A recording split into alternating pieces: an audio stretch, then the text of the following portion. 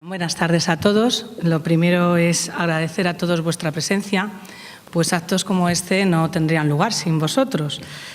Y lo primero de todo, después de agradeceros la presencia, es agradecer a Fernando su generosidad, porque la verdad es esa, nos sentimos muy afortunados de contar con su participación, así es que muchas gracias, Fernando.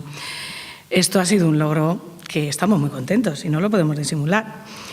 Segundo, por supuesto, a la concejala de Cultura, Sonsoles Porras, que ahora mismo no la veo, pero que está allí, ya la he visto, y que nos ha facilitado mucho las cosas, por eso estamos aquí. Nos hubiera gustado estar en una sala más pequeña, pero bueno, el tema era que si se nos iba de mano el problema, pues no ibais a poder caber todos, así es que este sitio es el mejor del pueblo.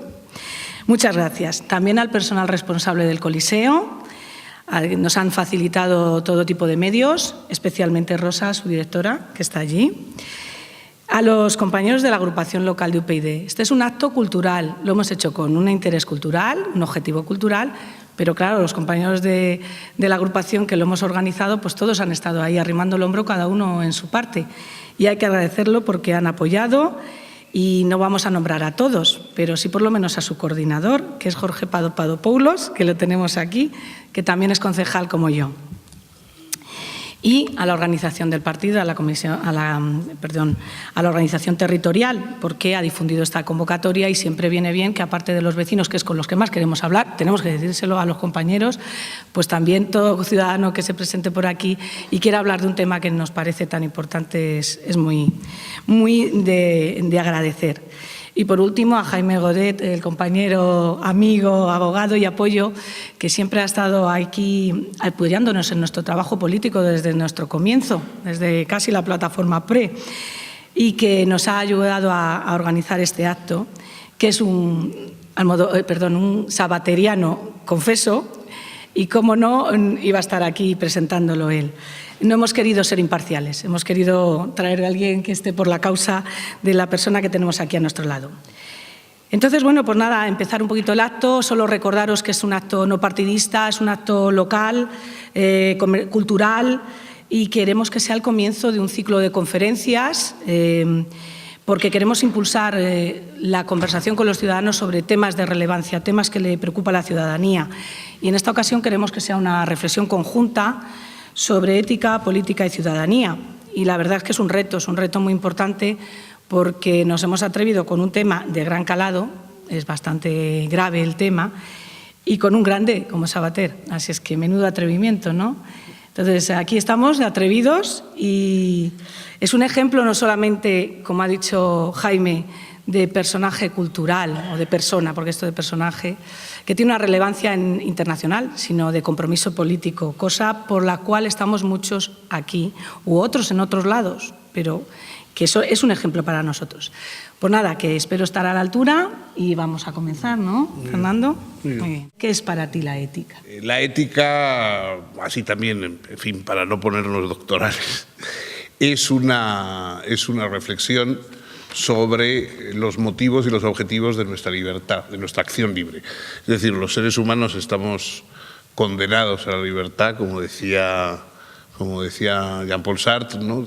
La condena, es decir, tenemos que elegir, no, en vez de estar programados por la naturaleza para tener que hacer unas cuantas cosas como hacen los animales, que están programados y ya saben lo que tienen que hacer, pues nosotros tenemos que autoprogramarnos, y porque eso es lo que quiere decir la libertad, es decir, tenemos que elegir, tenemos que optar por vías de conducta diferentes, y la ética es una reflexión sobre qué es mejor, cuáles son los motivos por los que hay que preferir una conducta a otra, por qué hay cosas mejores que otras, qué sentido tiene para nuestra vida unas opciones u otras, etcétera, ¿no? Es una reflexión sobre las obligaciones que nos imponen nuestra libertad. Muy bien. ¿Y la política? Bueno, la ética es algo personal, ¿no? Es algo personal, a pesar de que ustedes oirán habitualmente que todo el mundo, cuando habla de ética, habla de la ética de los demás, nunca de la suya, ¿no? Yo tengo un amigo que es también profesor de ética, como lo he sido yo durante muchos años, que ya cuando estábamos los dos a punto de jubilarnos, me decía: mira, por fin he llegado a la conclusión de que ya sé realmente lo que es la ética. Ética es lo que le falta a los demás. Bueno, pues esto es lo habitual. O sea, es decir, siempre cuando alguien empieza a hablar de ética quiere decir que poca ética tienen los políticos, los banqueros, los no sé qué. Pero no hay casi nadie que diga qué poca ética tengo yo. O sea, fija usted, no, eso no lo dice nadie. Bueno, pero sin embargo la ética es una reflexión sobre el único ser humano que conocemos desde el punto de vista del sujeto, que es cada uno a sí mismo. Es decir, a los demás podemos juzgar su conducta, enmarcarla de acuerdo con leyes, con costumbres, pero no conocemos sus intenciones. Y en la ética lo que cuenta es la intención, ¿no? Hay actos que acaban muy mal, pero han sido hechos por buena intención, y hay actos que, como dice Mefistófeles en el Fausto de Goethe, si yo siempre quiero hacer el mal y siempre hago el bien, ¿no? Pues bueno, pues a veces hay también quien tiene ese destino. Pero la política, en cambio, es algo que se hace entre todos, ¿no? La política no es una decisión personal, sino el establecimiento de vías de complicidad entre los grupos humanos para crear instituciones, para crear pautas de convivencia. La ética no admite aplazamiento, es decir, las decisiones éticas son siempre aquí y ahora. Sería absurdo que alguien dijera yo voy a ser una buena persona a partir de febrero del año que viene. Es decir, la ética es siempre una decisión que se toma en el momento, mientras que en cambio la política admite el aplazamiento. No hay ninguna contradicción en decir yo voy a fundar un partido el año que viene, voy a fundar un sindicato, voy a intentar tal o cual objetivo. Es decir, todos los objetivos que exigen el apoyo de un grupo, pues es posible aplazarlos, es posible proyectarlos hacia el futuro, mientras que en cambio la ética, que es la que trata de la decisión propia respecto a la propia vida, pues eso no admite aplazamiento, ¿no? ¿Y cuál es la relación básica entre ética y política? Yo creo que en realidad ya lo has contado un poco, la diferencia. Pero ¿en qué sentido podemos decir que se necesita ética para la política y quizás toda acción ética de cada ciudadano termina siendo en la medida en que influye en la polis, en la política? Claro, la ética, la ética trata de seres que somos seres políticos, o sea, somos todos seres políticos, es decir, vivimos en una polis, ¿no?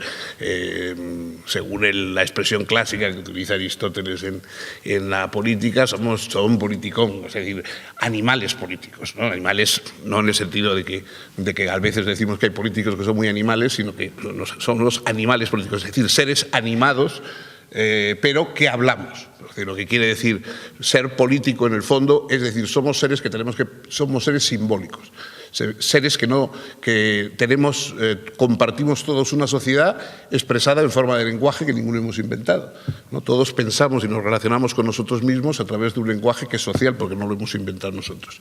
Por lo tanto, todos somos necesariamente políticos. La política no es una opción que a uno le guste y a otro no le guste, sino simplemente tenemos que vivir políticamente, no hay otro remedio. El que opta por intervenir más directamente, pues es más directamente político. El que se mantiene al margen es tan político como el otro, pero se mantiene al margen. ¿No? La política no es una posibilidad que se nos ofrece, sino una necesidad que tenemos porque somos animales sociales, etc. Y la ética, como hemos dicho también, es una reflexión sobre la propia libertad. Lo que pasa es que ahora hay una tendencia a convertirlo todo, o sea, intentar resolver todo con ética, ¿no? O sea, hay gente, por ejemplo, que cree que la política no tiene valores. Por ejemplo, la política tiene exactamente igual tantos valores como la ética. O sea, a veces cuando alguien, una autoridad, etcétera, toman una decisión, a veces para derogarla, para quitarle importancia, quitarle mérito, decimos, lo habrá hecho por razones políticas. Como si las razones políticas no fueran tan razones como las demás. Pues muy bien, o sea, lo ha hecho con razones políticas, pues estupendo, porque hay razones políticas tan valiosas como las razones éticas. Curiosamente, mientras que si tú dices que alguien lo ha hecho por razones morales, algo, inmediatamente pensamos que es una cosa estupenda y grandiosa. Si decimos que lo ha hecho por razones políticas, pensamos poco más o menos que es un miserable. Bueno, la política es tan honrada y apreciable y tan necesaria, por supuesto, como la ética, y tan humana. De modo que lo que pasa es que además la ética no puede resolver los problemas de la política, porque, como digo, la ética trata de la intención de cada uno, lo que va a hacer con su vida, mientras que la política es crear instituciones y crear, digamos, formas de vida en común con sus propios valores, armonía, solidaridad, progreso y todas esas cosas. Claro, una persona puede ser éticamente irreprochable, pero por ejemplo no ser buen político. La política, para mejorar la política, necesitamos mejores soluciones políticas, no más ética. Intentar resolver los problemas políticos a fuerza de ética es como intentar apagar el incendio de un bosque con un hisopo de agua bendita. No. O sea, los problemas políticos se resuelven con política, con buena política, no con ética.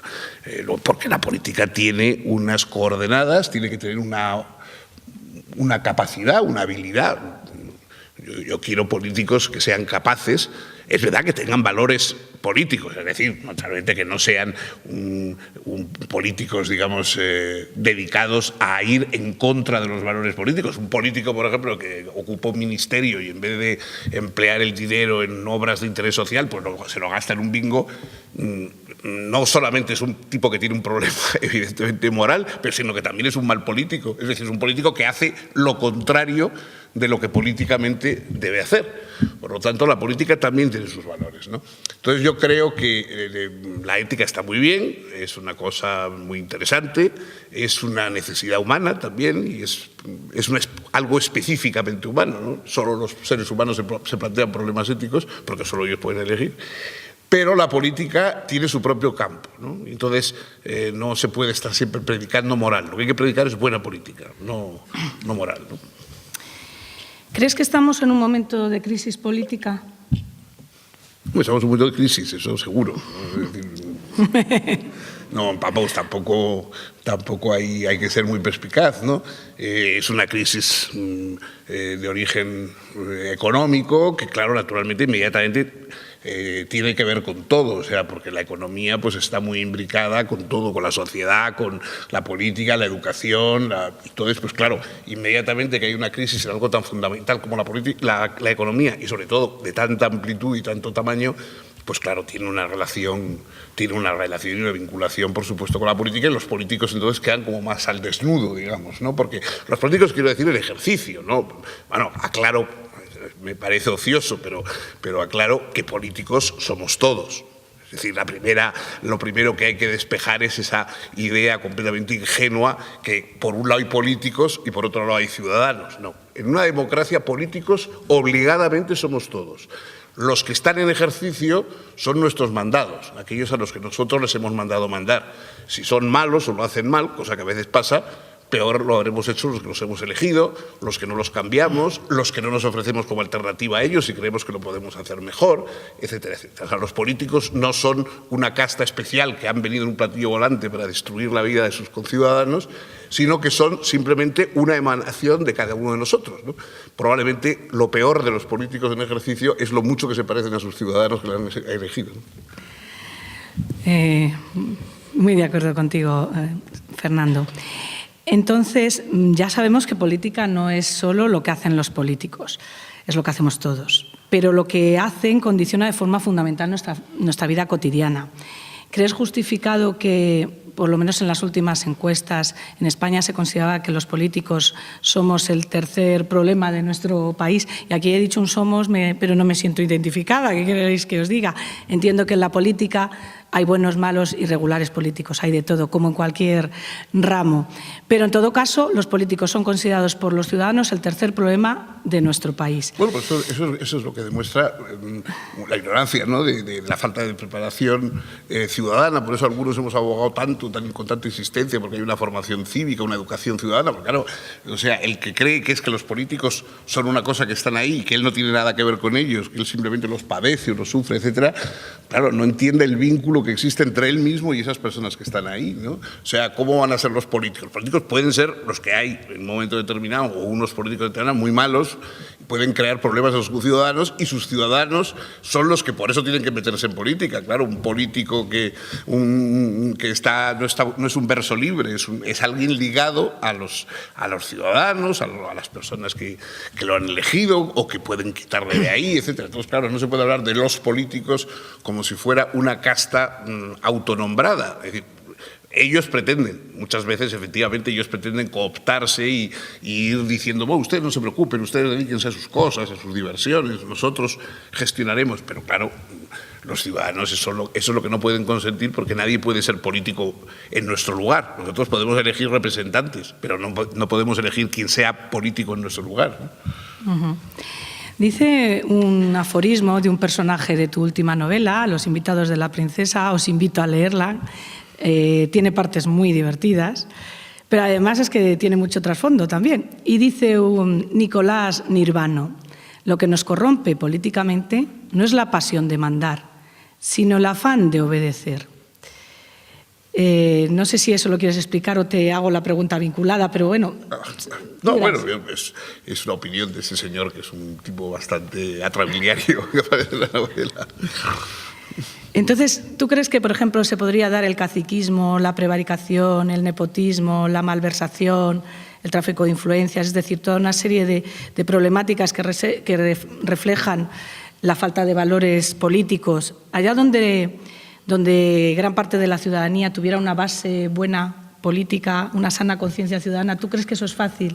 Hombre, yo creo que es más difícil. Es decir, lo malo de todas esas cosas es la impunidad. Es decir, yo soy muy pesimista y creo que todos somos todo lo malos que nos dejan ser. Entonces, lo que hace falta en los países en que no hay tanta corrupción, o lo que los políticos no tienden o prevarican o tienen muchos miramientos antes de cometer cualquier tipo, es porque no les dejan, o sea, porque hay una vigilancia, porque hay un control social, porque se castiga la mentira, se castiga cualquier trato de favor, etc. Entonces, cuanto más control hay, pues mejor se portan los políticos. O sea, se portarán por obligación, pero se portan mejor, ¿no? Entonces, el problema son, en cambio, los países en que la gente ve que las redes de la ley son solo atrapan a los peces pequeños, pero los peces grandes escapan y cosas por el estilo. Ahí es naturalmente donde se está jugando con fuego y donde nos estamos arriesgando, digamos, a que la política, en vez de ser la gestión de lo común, se convierta en un chiringuito en beneficio de unos cuantos, claro. Por ejemplo, cuenta Vargas Llosa en una entrevista que le hicieron en El País hace poco a raíz de su última obra, en la que habla bastante de la frivolidad y del déficit democrático que aparece. En general, ahora ya al político no se le pide ser honrado, sino otra serie de cosas. Y una anécdota que a mí me ha sorprendido es esta, que él se mete en un taxi y le dice el taxista que va a votar a la hija de Fujimori, y Vargas Llosa se sorprende, pero ¿cómo le vas a votar a la hija de Fujimori? Pero si este hombre es corrupto y además un montón de millones y tal. Y lo que le responde el taxista es: solo robó lo justo. Es decir, aquí algunos hemos escuchado, y además voy a traer una frase porque algunos lo hemos escuchado en propias carnes, ¿no?, en las últimas elecciones: para que se lo coman otros, comeoslo vosotros, es decir, pactar a toda costa. Pero, por ejemplo, un expolítico de Zafra dice que alguna vez ha oído escuchar de alguien que metió la mano en la caja: para que lo hagan los otros, que sean uno de los míos. Es decir, ¿hasta qué medida está un poco, por un lado, los ciudadanos echan en cara, y generalmente con bastante razón, la corrupción política, pero al mismo tiempo son bastante conniventes y son de los suyos, o lo disculpan, o hasta aquí sí pueden robar, pero más de aquí ya no, o bueno, no deberían pactar porque no era lo que tenemos en las directrices del programa, pero bueno, si es que si no van a pactar con los otros. Es decir, ¿hasta qué punto luego la ciudadanía termina minusvalorando todos estos valores? Bueno, es que eso, claro, ese es el problema. El problema, por eso te decía yo que lo malo de los políticos es lo mucho que se parecen a los que los eligen, ¿no? Porque es verdad que muchas veces hay, esa actitud en solo robar lo justo que decían respecto a ese taxista peruano, es a veces corriente en países, por ejemplo, de Hispanoamérica, ¿no? Que dicen, bueno, ellos consideran normal que un gobernante, pues bueno, que va a robar y va, pues claro, o sea, sería un pendejo si no lo hiciera, para eso y tal, ¿no?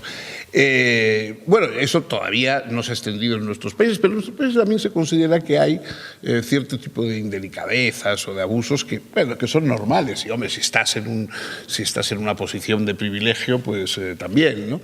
Pero bueno, luego pues se extiende a toda la sociedad. O sea, es decir, pues hay gente que denuncia la corrupción política con mucha vehemencia, pero en cambio luego defiende, por ejemplo, la piratería digital.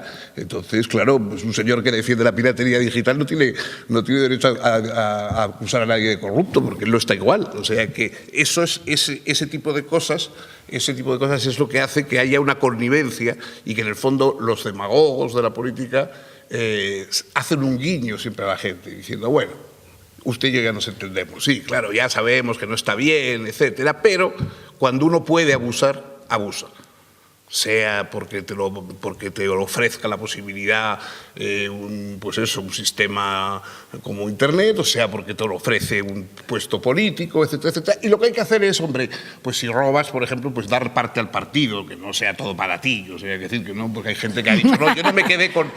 hay mucha gente que, bueno, ha hecho... Pero él no se quedó con nada para él. No, pero digo al partido, no sé, pues tampoco... O sea, ese tipo efectivamente de excusas es lo que va corrompiendo realmente la población. O sea, no el canalla absoluto, el que todo el mundo considera canalla, ese, claro, tiene pocas simpatías. El problema es los sinvergüenzas que caen simpáticos. Es decir, los sinvergüenzas o el tipo de sinvergonzonería que, como es compartida y que más o menos todos ya nos entendemos, pues bueno, se hace un loco con ella, ¿no?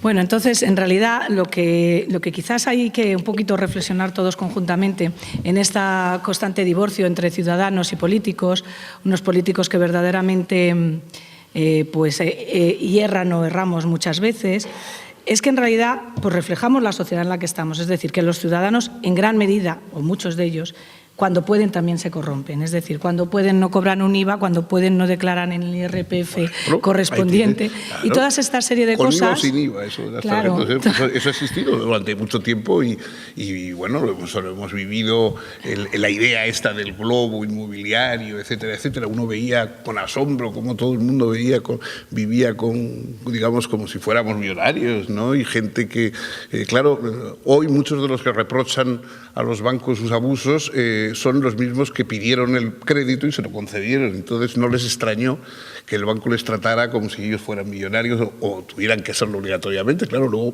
cuando ha venido de pronto la triste realidad, entonces se han dado cuenta de hasta qué punto estaban colaborando con todo el asunto, ¿no? O sea, el problema es si votaríamos y elegiríamos políticos que hablaran sinceramente y dijeran lo que van a hacer de verdad, ¿no? El otro día un artículo de Timothy Garzonas mencionaba a un político belga, ¿no?, que a él le dijo, no, si nosotros sabemos perfectamente lo que hay que hacer, lo que no sabemos es cómo conseguir que nos elijan para hacer lo que hay que hacer, si lo decimos. Claro, ese es el problema. El problema es que si tú sabes lo que hay que hacer y lo dices, ¿te van a elegir? ¿O se va a elegir al tipo que diga una cosa que sea la prometer el oro y el moro, etcétera, etcétera, que es más agradable? Un político, por ejemplo, que acepte que se puede equivocar. Dice, mire, nosotros vamos a intentar esto. Si falla, pues buscaremos otra cosa. Lo haremos con buena voluntad, pero tal. O vamos a intentar una solución y si no, tal, será más sacrificada.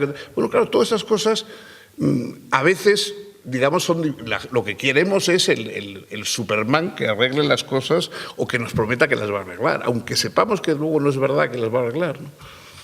Pero entonces tenemos un problema bastante grave, porque no podemos comunicar, o los políticos no podemos comunicar aquello que queremos que hacer de una forma sincera, porque entonces quizás le tenemos que hablar de unos plazos a la ciudadanía que no quiere escuchar.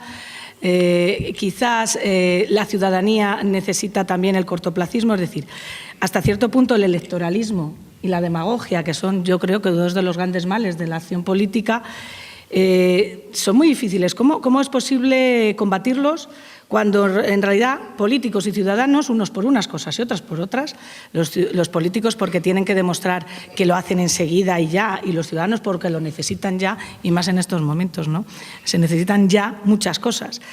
Si nos movemos en tiempos cortoplacistas ambos, pues resulta que el electoralismo y la demagogia están siempre ahí. ¿Cómo podemos combatirlo? A ver, ¿qué se te ocurre? No hay yo tengo ninguna solución mágica. Yo me quedé, a veces que alguien, digamos, acepte los compromisos de su cargo, incluso aunque no sean simpáticos, eso, bueno, eso yo creo que es positivo, ¿no? Yo me acuerdo cuando estábamos en esa comisión que tú mencionabas antes, de la comisión esta de notables, que en la época del comienzo del primer gobierno de Zapatero, pues bueno, nos nombramos a 6 o 7 personas para que hiciéramos una revisión de lo que debía ser en televisión y radio un servicio público, ¿no? Y entonces, bueno, pues nos tuvimos que mover preguntando y enterándonos, viendo a gente pues, en diversos países, etc. Entonces, uno de los sitios que eran un ejemplo, digamos, es el funcionamiento de la BBC en Londres, ¿no? En Inglaterra. Y bueno, sabido es que todas las instituciones británicas son perfectas, pero solo funcionan con ingleses. O sea, en cuanto se cambian los ingleses por otra gente, no funcionan. Bueno, pero entonces hablamos con el director de la BBC y bueno, él nos hizo el plan de lo que iban a hacer, pues unos programas culturales, documentales, no sé qué, tal, una sección de arte, bueno, esas cosas. Y entonces en un momento determinado alguien del grupo le preguntó, bueno, ¿y usted cree que esos programas son lo que quiere ver el público británico? Y él dijo, yo no me he preguntado nunca qué es lo que quieren ver, yo les doy lo que deben ver. Claro, esa idea de lo que es un cargo público, eso es difícil de encontrar. O sea, alguien que dice, no, yo no le pregunto a la gente lo que quiere. A mí me han nombrado aquí para que sea el director de una televisión pública y les doy lo que deben ver. Y eso es esa es mi obligación.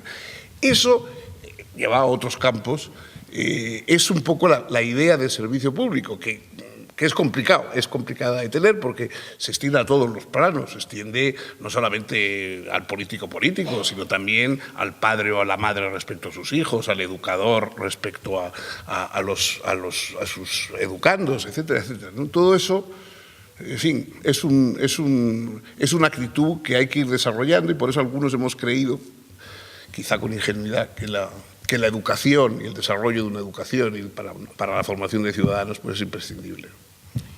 Y en este caso, ¿qué piensas del tema de la asignatura de educación para la ciudadanía? ¿Te parece fundamental para generar buenos ciudadanos? Hombre, imagínate, yo creo que, bueno, modestia aparte, creo que es uno de los que hace ya muchos años, por supuesto antes del gobierno socialista de Zapatero y tal, luchamos porque hubiera una asignatura que se llamara educación cívica, etcétera, y intentamos un poco diseñar cómo podía ser. Claro, naturalmente que es imprescindible, o sea, los ciudadanos no nacen como los geranios, así por generación espontánea, ¿no? Los ciudadanos son una obra de arte social, hay que fabricarlos, hay que crear la conciencia de lo que es un ciudadano, ¿no? Y eso, pues eso hay que intentar. Yo no se me ocurre otro medio, hombre, es verdad. Luego el ambiente social, los medios, la televisión, todo colabora a la formación, pero una asignatura, que hubiera una asignatura de esto, pues era imprescindible, ¿no? Lo que pasa es que desde el principio tropezó con una oposición muy fuerte, vía clerical, por supuesto. Se decían cosas pintorescas como, pues eso, hombre, es que es una asignatura que va a adoctrinar a la gente. Pero, pues claro, la educación tiene una dimensión de adoctrinamiento. No sé si alguien nos dice que la antropofagia le parece una variedad gastronómica como cualquier otra, pero decimos que no es así. Entonces, nadie, en fin, cuando estamos explicando valores y cuando decimos que creemos que es mejor no participar en una ideología excluyente, sino una ideología inclusiva, pues estamos adoctrinando, es decir, estamos defendiendo ideas que consideramos mejores porque educar es preferir unas ideas a otras.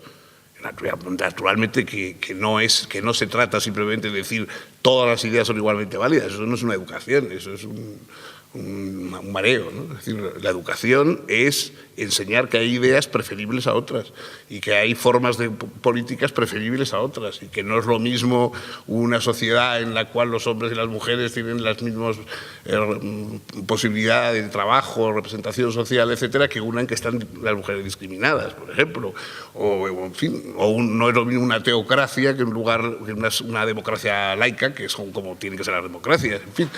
No sé, es que claro, son cosas que hay que defender. Entonces, claro, hay gente que se ha opuesto desde el principio con cosas tan sorprendentes como decir que los valores morales solo los pueden transmitir los padres. Pues pues vamos, buenos, ¿no? Es decir, o sea, los valores morales son también sociales y entonces, por supuesto, que tenemos que transmitirlo. Yo no puedo esperar a que todos los padres eduquen bien a sus hijos, porque da la casualidad de que los efectos de la mala educación los pagamos todos, ¿no? Y yo, desgraciadamente, vengo de una parte de España en que había padres que les explicaban a sus hijos que matar guardias civiles era una cosa que no estaba mal. Entonces, claro, hace falta que haya una alternativa. No se puede esperar a que los padres aprendan, digamos, a educar. Es estupendo, no hay nada mejor. El padre el quien ha tenido, o quienes hemos tenido unos padres que han sido buenos educadores y tal cual, pues hemos tenido una gran suerte y eso es una cosa que se le puede desear a cualquiera, pero por si acaso la sociedad tiene que educar también, porque hay valores que no son familiares, que son valores sociales, ¿no? Y esos son los valores que habría que transmitir. Claro, eso ha tropezado con un bloqueo. De hecho, ya la asignatura se va a dar 1 hora solamente semanal, que es como no dar nada, y además con un temario pues cada vez más polémico, más discutido. Los profesores están aterrados y, claro, no quieren decir nada que vaya a causar polémica, por si acaso luego llega un padre de familia con una estaca y le espera en la puerta del colegio. En fin, entonces, pues no, ha sido una ocasión perdida, por desgracia, pero también con una gran complicidad social que se ha opuesto a la ciudadanía. Es decir, hemos descubierto que en nuestra sociedad hay muchos ciudadanos que son adversarios de la ciudadanía. ¿Tú crees que hay más miedo a perder la libertad o a perder la seguridad? Bueno, es que la seguridad es una parte de la libertad, fundamental. Es decir, en los sitios donde no hay seguridad no hay libertad. O sea, si tú tienes que estar defendiendo tu vida, tus bienes, tu familia, etcétera, etcétera, contra agresiones, contra enemigos, entonces no hay... La primera conquista para asegurar la libertad es lograr una cierta seguridad. De hecho, todas las conquistas sociales que llamamos en conjunto seguridad social trata de eso, de crear una seguridad que permita actuar libremente. Una persona antes de la seguridad social, que no tenía un seguro médico, que no tenía dinero para garantizar que sus hijos fueran a ser educados, etcétera, etcétera, tenía una libertad muy difícil de lograr. Mientras que ahora, con una seguridad social que funcione y que sepas que tienes una asistencia médica, que tienes una enseñanza pública de calidad para todos, etcétera, etcétera, todas esas formas de seguridad, porque son formas de seguridad, pues también permiten que tú tengas mucha más libertad para actuar en tu vida y para mover tu vida. No hay ninguna oposición entre la libertad y la seguridad. Entre otras cosas, porque seguridad, sobre todo, en el caso nuestro, sería una garantía del estado del bienestar. Hombre, claro, para eso está el Estado, para eso pagamos impuestos, para que haya seguridad, claro, por supuesto. Seguridad no es que cada uno tengamos que tener un guardia con un rifle detrás, sino que esté garantizado que somos socios. Es decir, que esto es una sociedad en la cual todos vamos a sacar beneficios, no solamente unos cuantos. La sociedad, cuando la sociedad, digamos, por decirlo así, ultraliberal, que tampoco tiene por qué ser llamada así, pero en fin, el ultraliberalismo, es decir, libertad para todos, para que unos puedan de alguna manera aprovechar, porque son los que tienen posibles para garantizar su propia seguridad, y los demás, pues que como el Estado ya no les garantiza la seguridad, pues tienen que estar un poco al servicio de esos que la tienen, ¿no? Pero, ¿no te parece que en estos momentos de crisis donde el estado de bienestar se está resquebrajando bastante en Europa o en unos países más que en otros, está el miedo a perder todo esto y ciertas élites políticas o ciertas élites financieras, si es que están por detrás, pueden estar atizando miedos, miedo al otro, miedo a que si esto me surge así es que el otro me lo está quitando? Hay aquí un riesgo en que tengamos demasiado miedo a los demás. Decía Bauman que hay un miedo líquido en el cual tratamos los desastres que nos suceden, la globalización, la inmigración y tal, o los mercados, como si fueran desastres naturales. Entonces, ¿hasta qué punto estos miedos atizados hacen que nos entretengamos en los miedos entre nosotros y nos olvidemos de los grandes problemas que conlleva, pues, por ejemplo, la crisis financiera, la utopía neoliberal en la que estamos? Es que hay cosas distintas. Hay miedos perfectamente razonables. Yo tengo mucho miedo a que se caiga el estado de bienestar, a que se pierda la seguridad social, a que se pierda una educación pública de calidad. A mí todo eso son perspectivas que me asustan muy seriamente. Y otra cosa es, en cambio, tener miedo a que se suponga que el malo es el señor este que...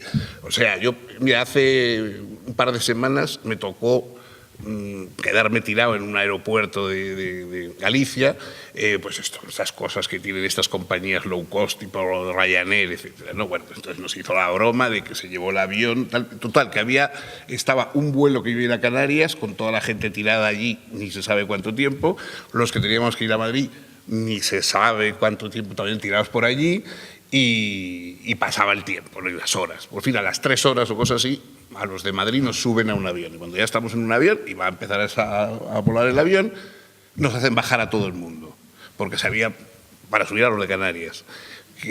Porque, claro, supongo que habían llegado a la conclusión de que si había que devolver el dinero a alguien, era mejor devolverlo a los de Madrid que devolvérselo a los de Canarias, que era más, ¿no? Total, que entonces nos bajaron y, claro, y los de Canarias, pues claro, estaban deseando de subirse al avión. Entonces hubo un momento en que, por esas cosas los de Madrid, los de Canarias se enfrentaban entre ellos.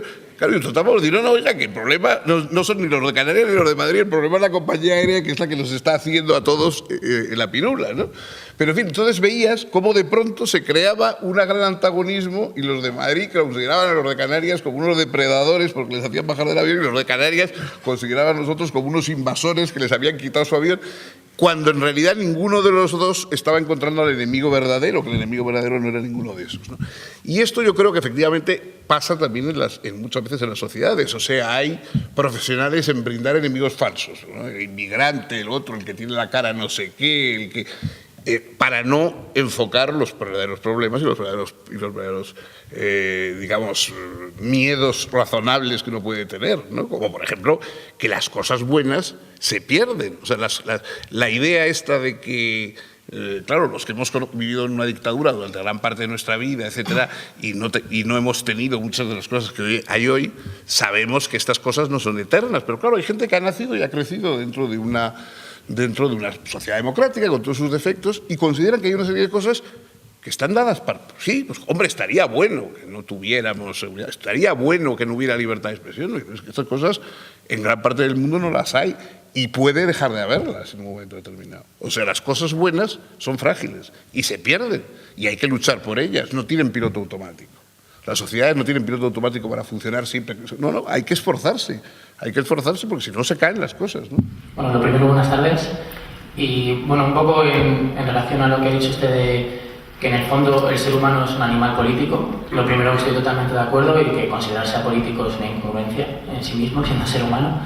Pero claro, en el momento en el que existe una profesionalización de la política, ¿qué herramientas nos quedan a los que queremos ser políticos simplemente por nuestra condición humana y no queremos hacer de ello nuestra profesión? ¿Qué herramientas tenemos para luchar, como usted decía, por esos derechos que consideramos? Yo me considero joven y yo he nacido teniendo muchos privilegios, que yo entiendo que hay gente que, bueno, privilegios no, derechos, que entiendo que hay gente que hay... privilegios también, dado como está el mundo. Bueno, pero yo creo que sí que alcanzo a ver que ha habido gente que ha tenido que luchar y mucho para conseguirlos. Y ahora que estoy en una situación en la que veo que quizá mi futuro y en mi futuro cercano no voy a poder disponer de estos mismos privilegios y derechos, ¿qué herramientas me quedan? ¿Solo ir a votar? No, y todo esto, o sea, es que yo creo que, por ejemplo, un acto como este tiene una dimensión política, o sea, no es un acto cultural, pero eso también es un acto político. Tú tienes un círculo de amistades, tu familia, tus personas con las que te reúnes, etcétera, y tú en el momento del debate, en el momento de apoyar actitudes prácticas, hemos dicho de honradez, de rechazo de la corrupción en la vida cotidiana, de apoyo desde los puntos más elementales hasta los más altos, a aquellos políticos, o sea, a aquellos representantes políticos que te parece que responden mejor a esas ideas que tú tienes, pero con una vigilancia y con un apoyo constante. Es decir, no simplemente votarlos un día y desentenderte del asunto y tal, sino simplemente decir, bueno, esto hoy toca votar, mañana toca enterarme de lo que ha hecho usted, pasado toca asistir o hacer, digamos, una cierta labor misionera de ideas que son importantes y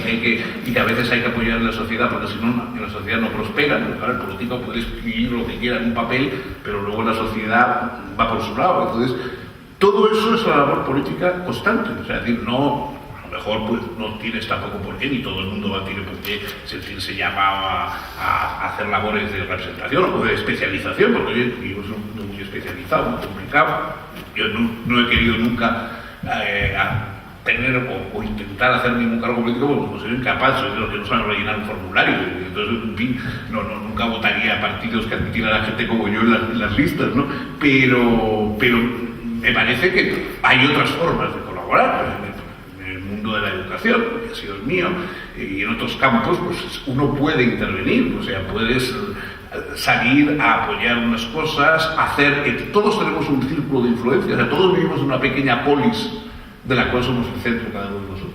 Y en esa polis nosotros influimos, hablamos, tenemos una capacidad de persuasión o de debate o de influencia para que la gente se comporte de una manera o de otra, o para que se sigan las líneas que nos parecen adecuadas. O sea, que esa es la ciudad que hacemos entre todos. Entonces, por ejemplo, hay temas, vuelvo a lo mejor, si quieres ser un poco obsesivo, pero vuelvo al tema de la educación. Los políticos nunca van a preocuparse, que es los políticos profesionales, por días, nunca van a, de verdad, en serio, a preocuparse de la educación, porque la educación tiene un tempo que no es el tempo de la política. Tú imagínate que mañana, por en fin, un milagro divino, hubiera una educación estupenda en España. Pero ¿cuándo se notaría eso en la vida social? ¿Dentro de 15 años? ¿O 20? Claro, no hay político en el mundo que piense las cosas a esa distancia, dentro de 15 años. Entonces, por eso tiene que ser la sociedad la que diga, bueno, mire, ustedes van a estar cambiando, pues vamos a cambiar, pero nosotros seguimos ahí. Y la educación responde a la necesidad de una sociedad que continúa, no a un político que va y viene, sino a una sociedad que continúa. Entonces, todo eso es algo que hay que convencer a la gente, porque claro, por ejemplo, si un político va a decir que va a gastarse determinado dinero en educación frente a otras cosas, pues que haya gente que diga, pues sí, yo quiero que sea en educación el gasto y no en otras cosas, o que esté dispuesto a soportar un cierto sacrificio en otro lugar con tal de que la educación sea. Dice la educación puede decir otras cosas, pero en fin, yo te digo lo que considero importante. Y eso es una labor política día a día. Y me parece que no, en fin, que la tenemos que hacer todos constantemente, ¿no? Si me permite una pequeña réplica. Es que yo creo que sí que hay gente que está intentando reclamar y hacer uso de su política más basal y pedir cosas, pero realmente a lo que me refería con las herramientas son cómo forzamos a que esos políticos profesionales que sí, que tenemos la posibilidad de en un tiempo relativamente cercano recambiarlos, pero mientras tanto, o sea, ¿cómo conseguimos que gritando, pidiéndolo en distintos círculos, y ya no solamente quiero centrarme en el movimiento 15M ni nada por el estilo, pero creo que por ejemplo la plataforma por la educación pública va más allá del 15M, hay mucha gente pidiéndolo y sin embargo yo me sigo considerando acosado y considero que mi voz no se está escuchando y no la mía, sino la de un conjunto bastante amplio de personas. Es que, fíjate, cuando nosotros empezamos a hacer cosas, en fin, ya sabes más o menos los riesgos que corrían en el País Vasco, entonces siempre había gente bien intencionada que te elogiaba el valor, el coraje, no sé. Yo siempre decía que la virtud fundamental y más difícil además para un político es la paciencia. Es la paciencia, porque la política es siempre la gota de agua.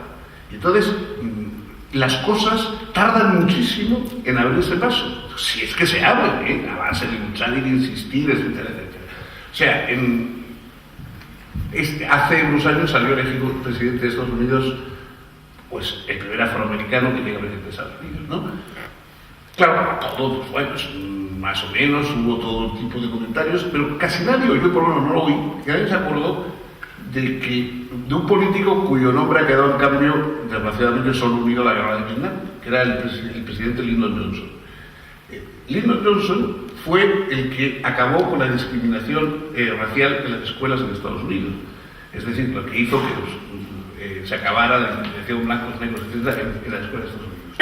40 años más tarde ha salido un afroamericano elegido presidente de Estados Unidos por la gente que ya ha crecido en escuelas viendo completamente como normal. Yo, por ejemplo, cuando discutía con los amigos americanos, claro, pues, hombre, yo Yo tenía 20 años en la época de Martin Luther King, de la marcha en Alabama, de la lucha por la escuela no discriminatoria con el gobernador Wallace, que se ponía a la puerta de la escuela para no dejar entrar a los negros, todas esas cosas. Entonces, claro, yo ver a un presidente negro para mí era un cumplimiento de un sueño romántico juvenil, ¿no? Que llegaba 40 años más tarde, pero llegaba. Entonces, pero claro, yo se lo comentaba con los amigos americanos más jóvenes y no entendía, decían, o sea, lo que a ellos les preocupaba es si Obama era bueno o malo, si salía de lo suyo, si él ha tenido, no, esto parece que en política exterior no está muy preparado. Lo de que fuera negro o que no fuera negro les traía sin cuidado, porque ellos ya se habían educado en una escuela y en una sociedad en la cual eso ya no era prioritario como todavía era prioritario cuando yo tenía 20 años. Claro, eso tarda mucho. O sea, todo ese tipo de cosas tardan mucho. Entonces, por supuesto, la impaciencia y la necesidad de sacrificar horas y tal, la política no tiene, o rara vez, alguna vez sí, pero rara vez tiene una recompensa inmediata. Entonces, esa paciencia y esa capacidad de militancia continuada, yo lo comprendo que en una época de zapping como la que vivimos, la idea esta de una idea de militancia continuada, etcétera, es más difícil de asumir, pero sin embargo esa es imprescindible. Si te vale mi experiencia, es imprescindible para conseguir algo en política ser capaz de estar no solamente un día y otro, sino un mes y otro y un año y otro. Perdón, me inciso. Esto último que acabas de contarnos, Savater, nos recuerda un poco la frase de Bertolt Brecht de que un hombre que lucha un día es bueno, un hombre que lucha un mes es mejor, uno que lucha unos años, fenomenal, pero el que lucha siempre, ese es imprescindible. ¿Podríamos resumir un poco? Bueno, sobre todo que es que en política, no, pero ahora no, yo le quito todo novedoso al asunto, es que quiero decirte que es que la política funciona así, o sea, que porque la política necesita convencer a muchos, claro, tú no ves muy claras las cosas, pero los demás pueden que no las vean, otros tienen otras prioridades, todo, abrirse paso en eso es muy difícil, entonces es una labor que la política es una labor de muy largo plazo, pero por otra parte que claro, todos los caminos, por largos que sean, empiezan con el primer paso, y si no se da un paso, no se da otro paso, no se avanza, por supuesto. Hola, buenas tardes. Hasta ahora se ha hablado de políticos como si fuesen personas que a título personal se presentan frente a los ciudadanos, estos les eligen, pero todos sabemos que en España, por lo menos en nuestro país, no se puede ser político si no perteneces antes a una estructura partidista. No estamos excesivamente dominados por un sistema, llamémosle, aunque a lo mejor no es la expresión correcta, partitocracia, que es la que realmente elige, porque los ciudadanos simplemente nos limitamos a poner el voto frente a una lista cerrada, manipulada, donde el personaje que está primero es porque normalmente se lo ha sabido buscar mejor. El partido domina, y por eso cuando en las encuestas se habla de los políticos, en realidad se debería hablar de que los ciudadanos estamos en contra de los partidos, no como la estructura de los partidos, que es realmente la que domina. Dentro del partido, el político, realmente la persona que forma parte de la estructura del partido tiene verdadera libertad para pensar en un momento determinado diferente del partido, o está totalmente condicionado para que después pueda figurar en la lista, en el lugar preferente y seguir. Bueno, eso es una cuestión política. O sea, eso no es los partidos políticos, como se sabe, pues hay partidos en que, por ejemplo, las listas son cerradas, en España funcionan así, en otros países no tienen por qué funcionar así. Es decir, y también nosotros a veces hemos vivido la sensación de decir, bueno, aquí es que claro, para entrar en política tiene usted que elegir entre los del gobierno, los de la oposición, no sé qué, bueno, entonces algunos pues digo, bueno, vamos a buscar otro partido diferente y otro partido distinto, bueno, y puede ser otro partido distinto, y podría hacerse también dentro de cada partido cosas diferentes, o sea, es decir, no hay ninguna ley escrita que diga que los partidos responden simplemente a la necesidad de organización de una sociedad de masas, es decir, hoy probablemente nosotros no seríamos capaces de admitir, como los griegos, que los cargos públicos fueran por sorteo. Es decir, bueno, a lo mejor no eran mucho peores que los gobiernos, pero un griego consideraba que como una sociedad igualitaria, pero los cargos públicos podían ser por sorteo, si todo el mundo es igual, pues entonces hacía un sorteo y al que le tocaba pues gobernaba, y al que le tocaba dirigía la flota, y al que le tocaba. Entonces, nosotros hoy tenemos una mentalidad mucho más especialista y ya no admitimos que cualquiera, en fin, si queremos una cierta organización profesional, o por lo menos queremos una estructura dentro de la cual se reconozcan las propuestas, etcétera, etcétera, y de ahí el nacimiento de los partidos en todo el mundo, en toda Europa, en todos los países desarrollados. Ahora, los partidos no tienen por qué ser como son ahora, y en otras épocas no han sido iguales, y en otros lugares no son iguales. Es decir, no hay ninguna obligación para que un partido, los partidos sí, son asociaciones en las cuales siempre hay personalidades más arrojadas, más manipuladoras, más carismáticas, menos, etc. Todo eso es así como, vamos, eso en los partidos políticos y en las comunidades de vecinos, ¿eh? O sea, que igual, las asambleas de la comunidad de vecinos pasa lo mismo, o sea, pero bueno, es decir, lo que no puede ser es que los partidos son así, ¿no? Los partidos son como nosotros queramos. O sea, si queremos que sean otra cosa, pero el problema es no que lo queramos usted y yo, sino que convenzamos a la mayoría de que lo quieran. Ese es el asunto. Entonces, por eso hablábamos de la paciencia y de la lucha. Porque claro, el problema es que hay gente que, bueno, que le parece estupendo, lo que cree que al contrario, que siendo así, pues van a tener más posibilidades de medrar, todo eso por el estilo. Ese es el tema. Hola, buenas tardes. Yo quería hacer una pregunta, no sé si la formularé correctamente, pero es la siguiente. ¿Éticamente es correcto el nacionalismo? No, el nacionalismo es una cuestión política. No vamos a... O sea, habrá personas, digamos, de ideología nacionalista que sean éticamente, o que tengan una conciencia ética muy adecuada y otros que no. Pero el problema es que el nacionalismo como tal, políticamente, yo creo que es una cierta enfermedad, digamos, es un hinchazón. Todos tenemos nación, uno puede tener apego a su nación, pero el nacionalismo es como una especie de inflamación de la nación, ¿no? Julián Marías decía que, en fin, todos tenemos apéndice, pero no todo el mundo tiene apendicitis, ¿no? Porque la apendicitis es una inflamación. Bueno, pues todo el mundo tenemos nación, pero no todo el mundo somos nacionalistas, porque el nacionalismo es una inflamación de la nación y sobre todo cuando amenaza de alguna manera a estructuras como los estados democráticos. Todos los estados democráticos están compuestos de diversos grupos, digamos, de orígenes culturales, etcétera, diferentes. Es obvio, en el mundo hay, pues no sé si son unos 300 algo estados nacionales y hay 6.000 lenguas. O sea, que es evidente que todos los estados van a tener varias lenguas, varias culturas, etc. Los estados están precisamente para que convivan juntos personas de orígenes, etcétera, diferentes, pero que tengan unos objetivos, una posibilidad de convivir y tener objetivos comunes. Entonces, claro, el nacionalismo que lo que trata es de alguna forma de hipostasiar una diferencia, una discriminación, etcétera, pues desde un punto de vista político me parece sumamente erróneo y dañino, lo cual no quita que haya nacionalistas que como personas puedan ser moralmente todo lo buenas que se quiera. Me va una preguntita muy rápida, pues ya relacionada también con el tema y yo que sé que a usted no le gusta el fútbol, pero este viernes tenemos la final de la Copa del Rey.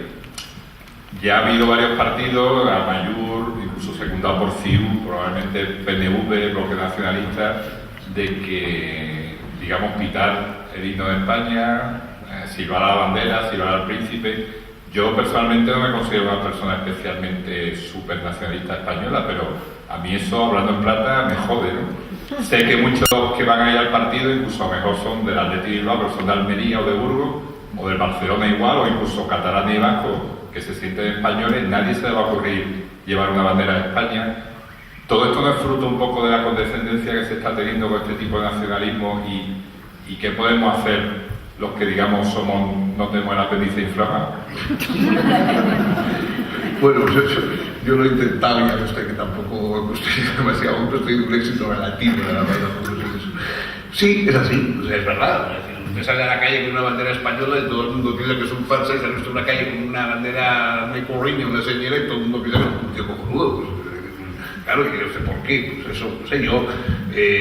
Para mí el símbolo más claro de esto que estoy diciendo fue cuando asesinaron a Fernando Buesa, que era en aquel momento vicelehendakari socialista en Euskadi.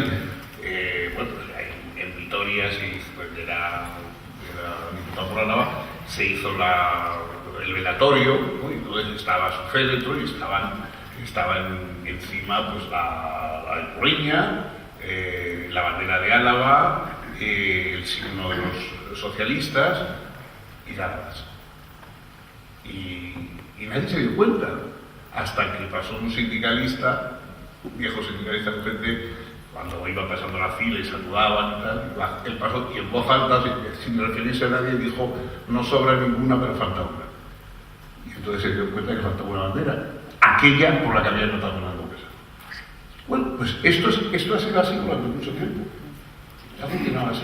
O sea que efectivamente pues, tiene razón. O sea que, muy bien, yo no tengo ningún entusiasmo. La bandera es simplemente un signo de que allí hay gente con la cual yo tengo unos vínculos sociales. O sea, es como la bandera de un país es como la señal de la Cruz Roja. O sea, si yo me he cortado en un dedo y veo una Cruz Roja en una puerta, voy allí no porque a mí me entusiasme la Cruz Roja, sino porque sé que ahí me puede curar. Y si yo, entonces, si veo una bandera y acudo a ella porque es la mía, quiere decir que porque ahí voy a encontrar un grupo de personas que están especialmente vinculadas a mí por instituciones, por una serie de obligaciones sociales. Entonces, claro, el que ataca una bandera o se burla de una bandera o la tal o la...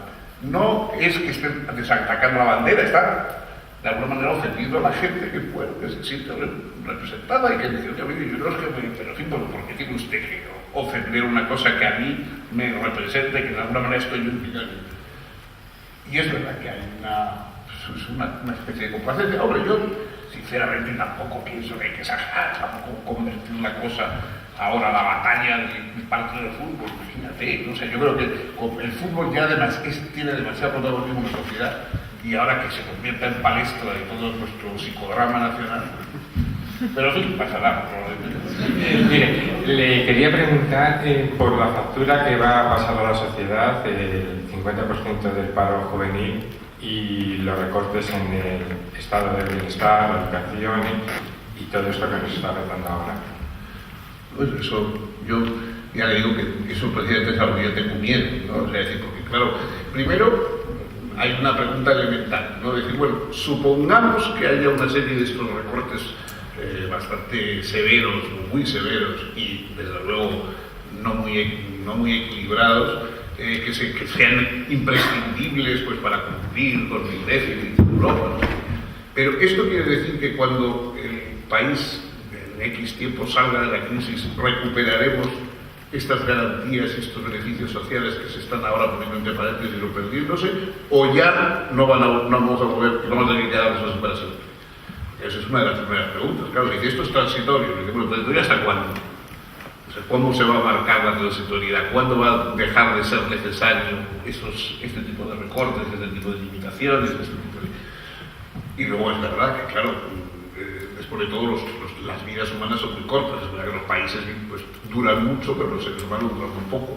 Entonces, claro, a las personas que hoy tienen pues, entre 20 y 30 años y que ven su futuro bloqueado, su educación interrumpida, etcétera, pues yo comprendo que esa es una factura, es algo que se está perdiendo, algo que está hecho de vida, de tiempo, de sueños. Y claro, eso es difícil, efectivamente, es una factura muy...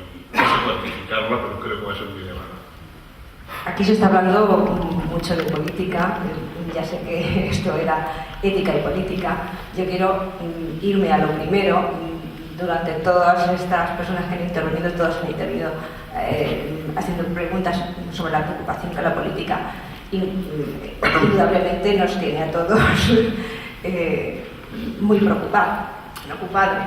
Pero yo me ha preocupado muchísimo en cuestión de ética, algo que se dijo al principio de lo que de tu intervención, y decías también era con respecto a los políticos, como en algunos estados, si hay personas, me lo he apuntado por aquí, como los países que tienen mejores controladores tienen menos políticos corruptos. Entonces, a mí me ha creado una inquietud pensar que el ser humano no tiene remedio. Somos todos corruptos por naturaleza. No hay nadie que con el devenir de los años siga siendo tan inocente como cuando nace. Todos van a ser... El ser humano tiene remedio, esos son los controles. Eso. O sea, tiene que haber un control necesariamente. Si tú no sabes que hay un policía detrás, no te comportas bien. Eso puede ser, pero no, es un riesgo que no se puede correr. O sea, que hay gente... Pero es inquietante, ¿no? Bueno, no sé, casi, hombre, si tú lees las tragedias griegas, a Shakespeare, etcétera, se te pasa un poco la inquietud porque ves que la cosa viene bien.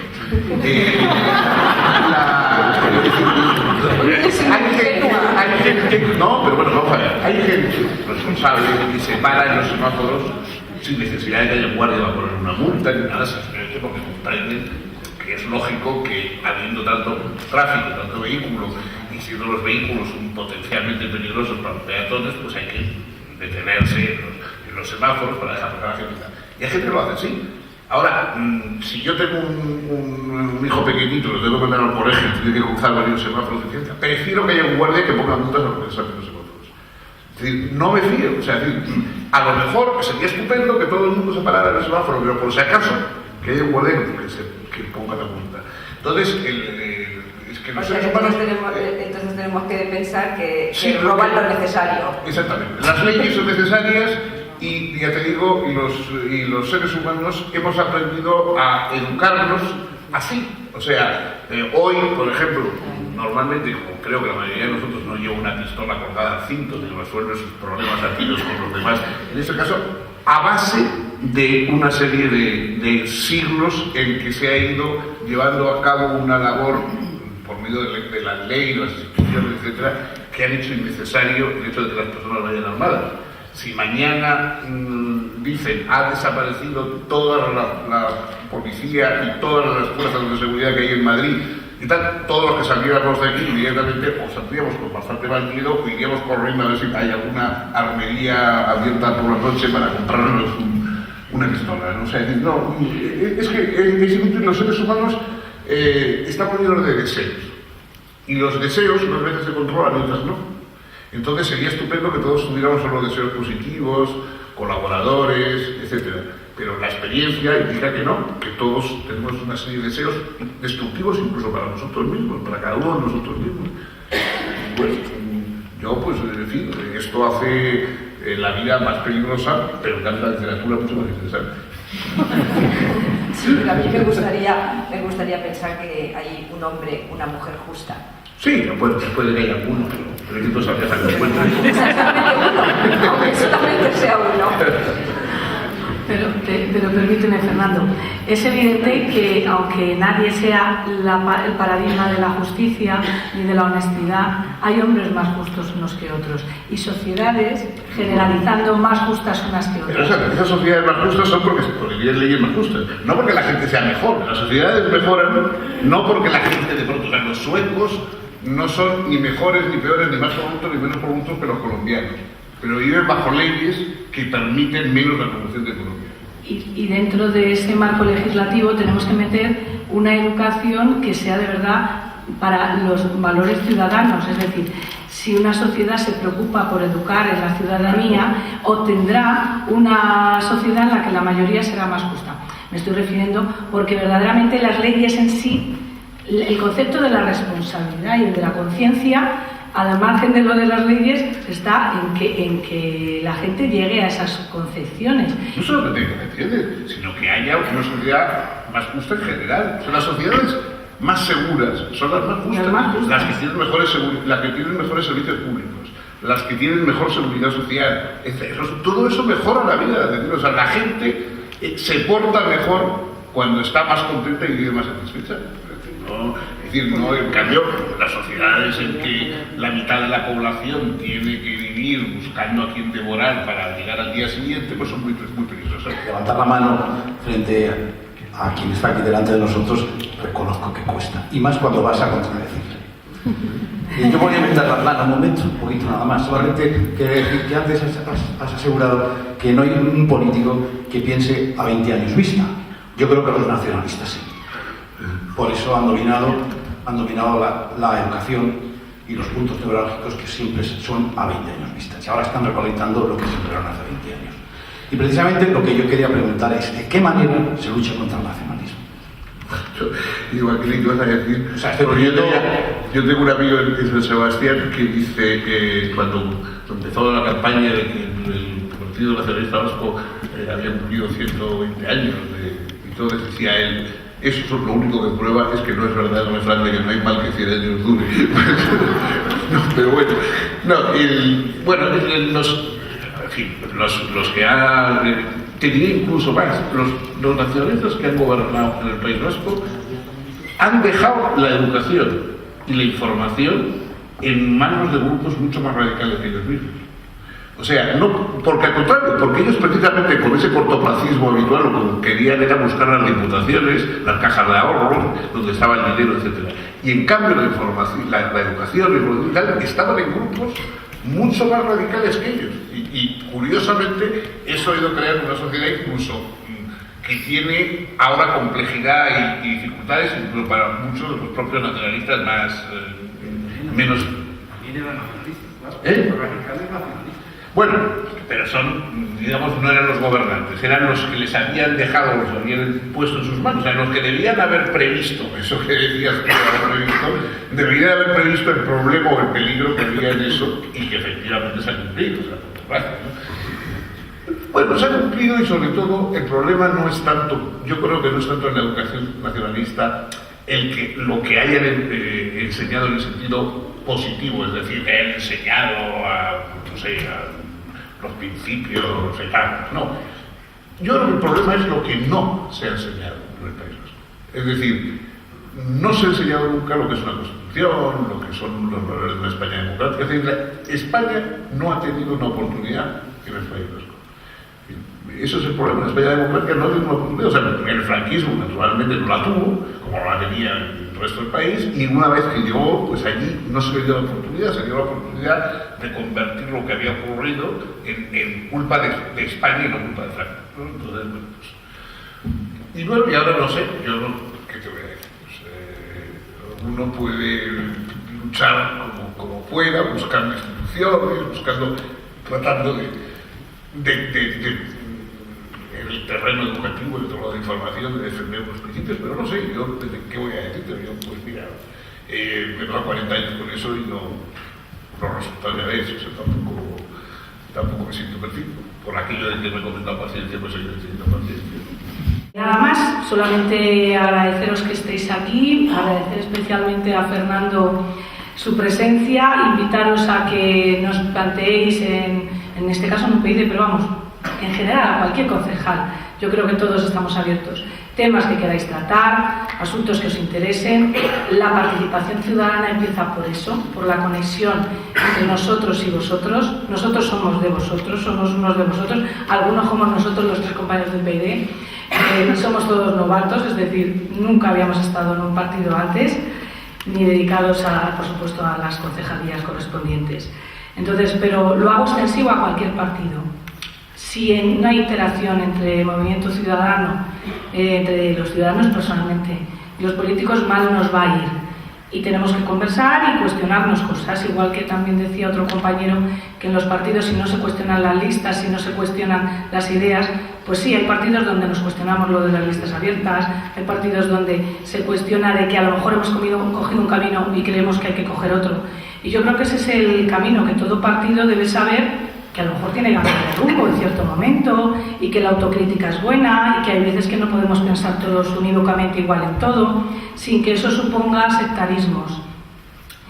Y nada, invitaros a que tengamos claro que la regeneración de nuestra democracia es papel de todos, que todos somos ciudadanos, unos tengamos el cargo profesionalizado, como decía Arturo, o no lo tengamos, y que todos nos comprometamos. Y ya nos gustaría que más intelectuales, que esa es otra de las preguntas que le tenía preparado a Fernando, se implicaran, porque también hay muchos intelectuales que miran para otro lado.